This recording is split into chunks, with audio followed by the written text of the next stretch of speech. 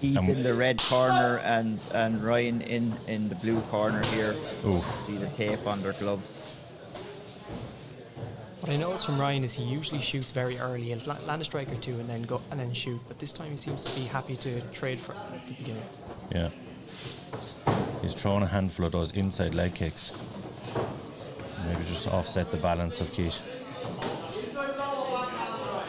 I was very impressed with Keith Keogh's distance control yesterday. It was very, very smooth And on the feet.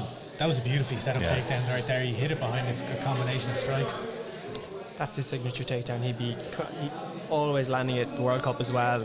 And again, in the opening minute, just that's his whole game plan, yeah. And once he's on top, he gets to work, and you can see it here. It's what he's doing, and he lands strikes in there as well. He's very active in position. Keith is giving him problems here, though. He's very active guard, and we saw that yesterday as well. Could be looking to set up a triangle from here. He's looking to maybe repeat yesterday's feat. That would be something else. Long legs very work high for your rubber advantage. guard going here, yeah. The long legs work for your advantage in this position. Like, you can get the dexterity of your legs and throw up triangles or use them for sweeps. Like, he threw up the omoplata yesterday, which he turned into the Imanari choke as well, which was unbelievable. And he's using that. We've seen BJ Penn do this quite a bit back in the day. And I mean, if you're looking at this as a judge, how are you scoring this? Because there is certainly danger coming from the bottom and some strikes coming from the bottom. I know the dominant position is obviously in favour of Ryan Keogh, but you can't deny what Keith is doing from the bottom position as well. One of the greatest misconceptions about judging is that position means anything without damage. If you're in top position, it's purely a position. People may disagree with that, but that's how the criteria is defined. So at the moment, Keith Keogh is winning this round through his strikes from the bottom and looking for those subs. And he seems to have somewhat nullified the offense here of Ryan just at the moment. That guard seems to be working very well for him. But there is the worry, I suppose, if you're holding this position for a very long time, is that going to burn out your legs a little bit?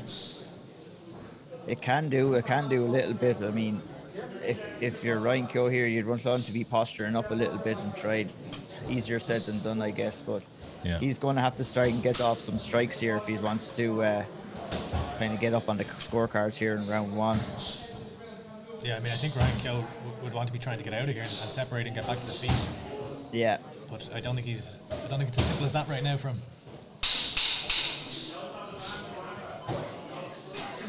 And if you are Ryan Keogh now in the next round, do you come out and try and take him down again, or do you try and strike with him?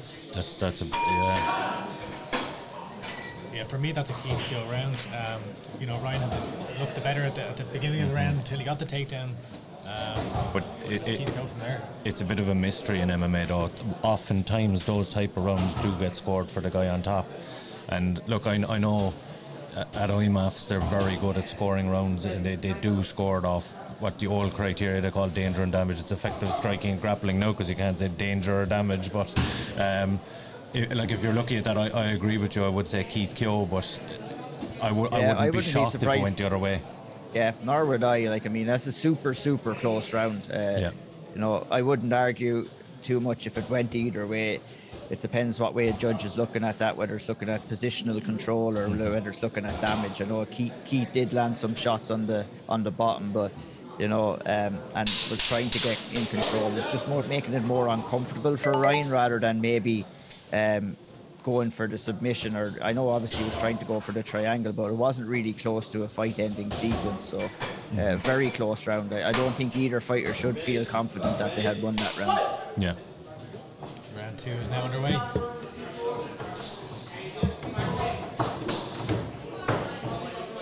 And he's going for a takedown again, but Keith defends well this time.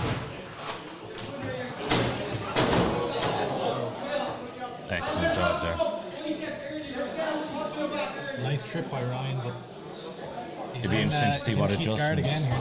Be interesting to see what adjustments he's making on kind of overcoming that high guard this time round.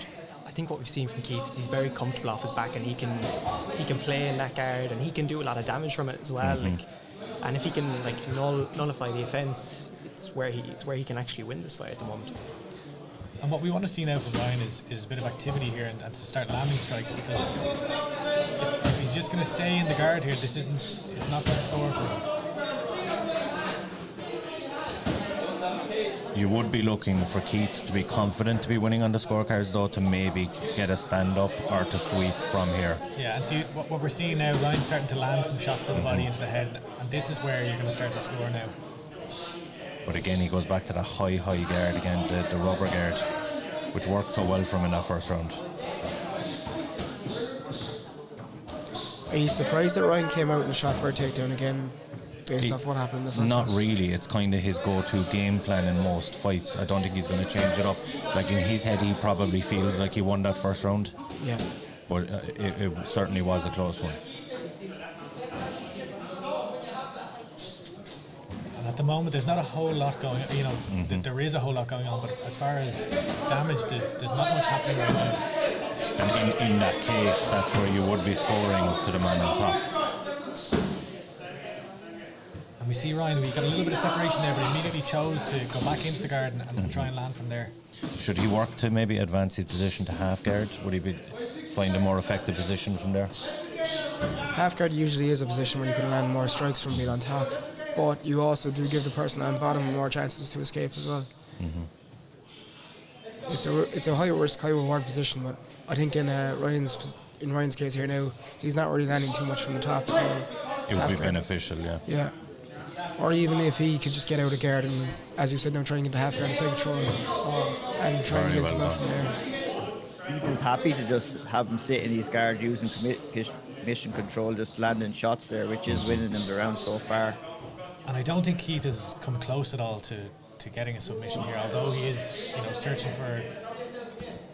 No, it's more looking to keep him in the guard there rather than looking for the triangle, and he's happy to land those shots from the bottom.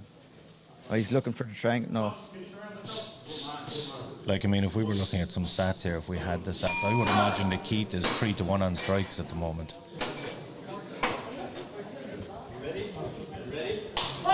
That's the beauty of these tournaments, though. The fact that you can actually get these two fighting each other and it being so close. And he's after falling off the back there. He kind of snatched it a little bit too quickly, tried to jump on. For Kimura, yeah. Keith could be after giving away position there now and looking for Kimura. Could switch to there, but no. He's got it close.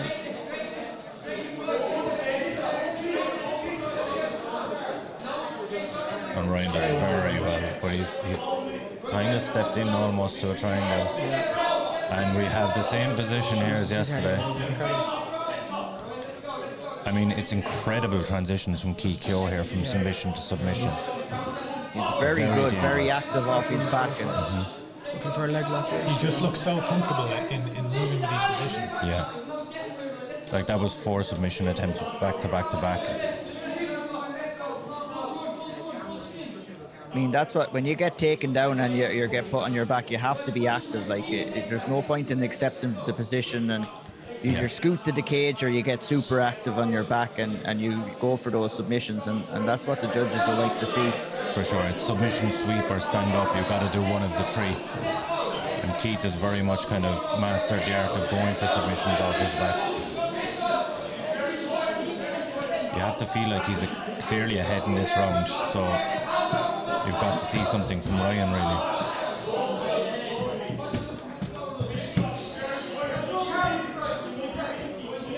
Yeah, this is a crucial point in the fight here. This could decide now whether you win or you lose, and whether you advance or go home. Ryan starting to stack Keith here now. Yeah, he needs to land some offense of his own.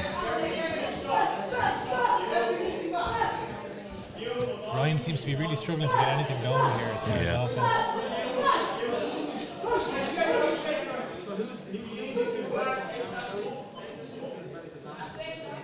And it's the same position, Keith's ability to pull Ryan in close and land those shots from the bottom. And I talked about in the first round about his legs tiring, but he's able to hold that all the way through this fight. He's been able to grab that high guard and pull it up. I have to say, I am a bit surprised that the fight didn't stay on the feet a bit longer in any round. Like, I don't think one or the other were getting the better necessarily in the striking department. And again, does very well to threaten a submission as soon as Ryan starts to land some strikes. You can stand up here and has the back. And into top position to end it.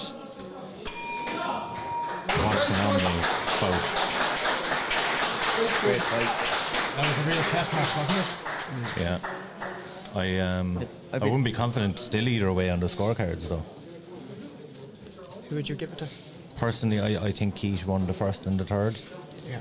And the second even was still very, very close.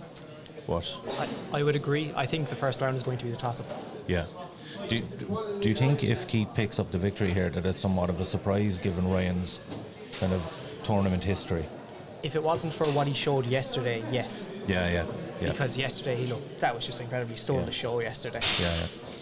And almost pulled off the same submission again today in the second round. He's certainly looking for it, yeah. I think if you pull that off twice, that should be your submission. He gets to rename it at that point, yeah. Lee Hammond had the copyright for a little while, but if Keith You'd get have it to be twice, looking.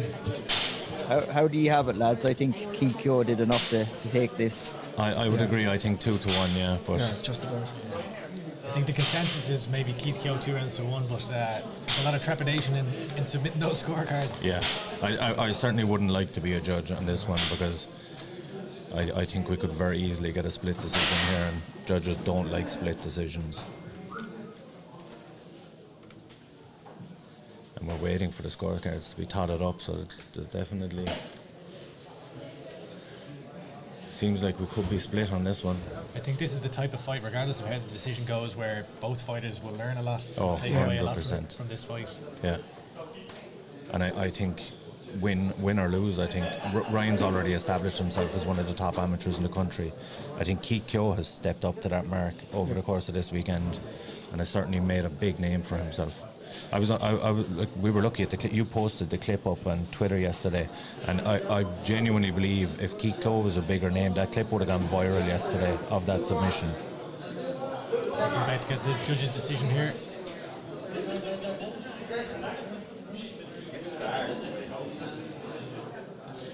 And we have Keith Keogh by unanimous decision. That's the correct call.